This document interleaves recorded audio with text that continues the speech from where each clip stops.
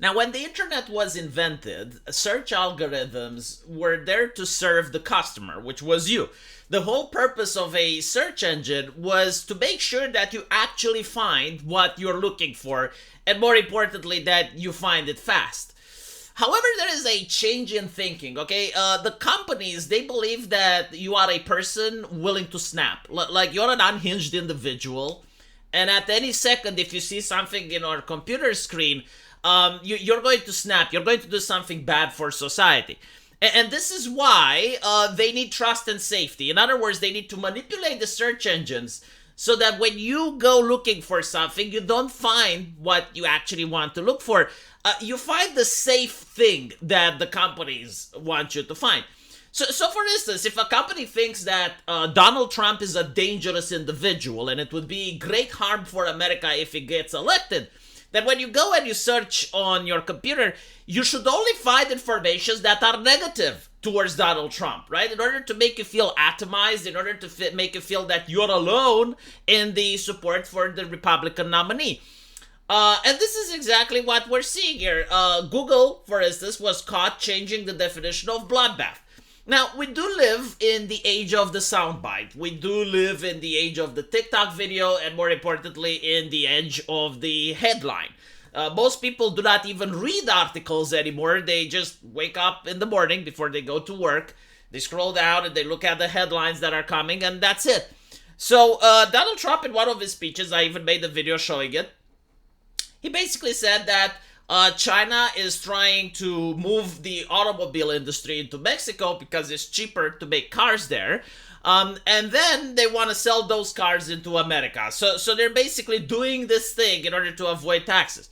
And Trump says, well, if I get into office, I will basically raise taxes. I will put tariffs on those cars in order to dissuade China from moving the automobile industry into Mexico. And if I don't get elected, it will be a bloodbath.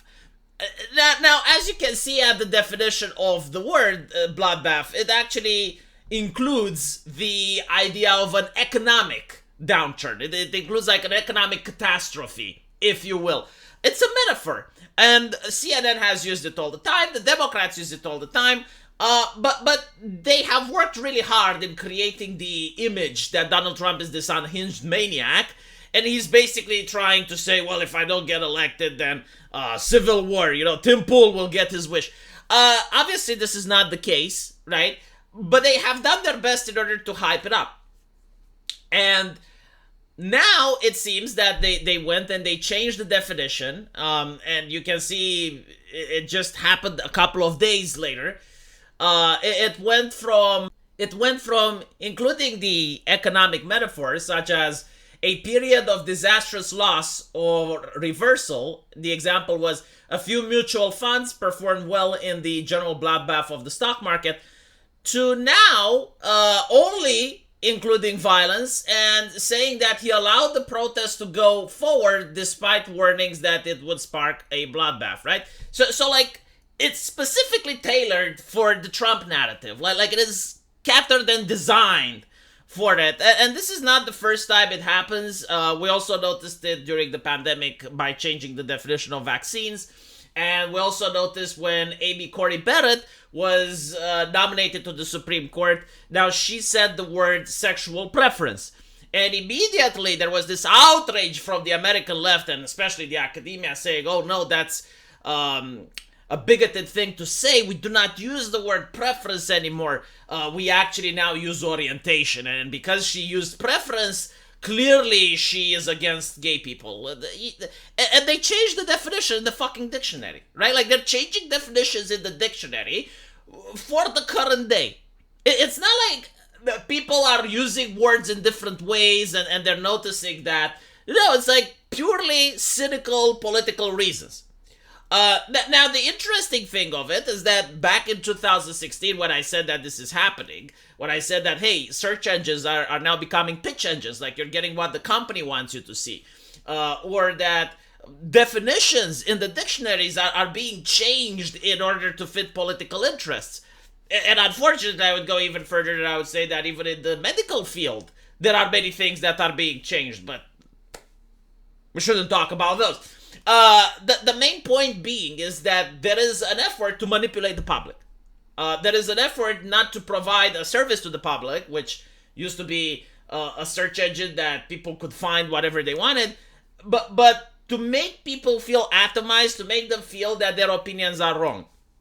And back in the day, people didn't believe me because it was such a fringe and crazy idea. It was conspiratorial in nature, right? Like, what do you mean? Like, people at corporations are conspiring with politicians to manipulate us? No, absolutely not. Now, they say, well, yeah, but that's a good thing. It's great that it's happening. It's a good thing. It's inclusion. It's safety. There's going to be a time, probably not very far from now, where you are going to have a debate with someone on the internet. And for instance, with bloodbath, right? And you're going to tell that person, you know what, like that word can be used as a metaphor. That word can also be used to talk about an economic collapse. And the individual you're going to argue with is going to say, no, you're wrong. No, that is something you made up. That doesn't exist. Google it, right? So you're going to Google it, you're going to look into the dictionary, and you're going to see, wow, I guess I'm wrong. But you're still not sure. You're like, no, I'm pretty sure that I can't be wrong with this. I always use this word in this manner. So what you're going to do is you're going to go to your library, you know, the one that your father had and left it for you, and you're going to pick an actual dictionary from the library, an actual book, an actual paper. And you're going to look there and you're going to see that you were right. And I think this is going to become the norm rather than the exception. Like you're going to constantly see things being hidden away from the public. And the only way to get them is if you actually have the ink and paper. If you actually have the book in your bookshelf. And I will tell you what, like the next step in this censorship is going to be the fact that all information that we have now is stored almost exclusively in electronic format. If you're in a first world country, people don't really use books anymore, right? So like you use your email, you use Google Drive, you use your computer. During the pandemic, it was shown that the documentary, what was it? Plandemic, I think, yeah. Like Google could remove it from your Google Drive. Like the idea that you can have information somewhere safe is starting to go away. And if you look at Microsoft TOS, they can also remove stuff from your computer that they consider harmful or dangerous. So the moment you connect your computer to the internet, if you have something that the establishment doesn't want you to have, they can theoretically just remove it because you agreed to the TOS. You already consented to that. Most people don't read the TOS. You should. It's very interesting. Many people don't even know that, yeah, like Google can delete stuff from your Google Drive. It can shut down your Google Drive. It can even delete stuff from your Gmail. You're consenting to this. It's on their TOS. But people usually think, well, it's probably not going to get enforced. It's not going to get applied. Oh, it's not that bad. Sure, but like you're getting into a point where you don't own anything on the internet anymore. Like most video games that you buy, you don't own them. People don't own their movies, which means that at any point they can just be deleted. Anyway, let me know what you guys think. And as usual, I will see you in the comment section. Take care.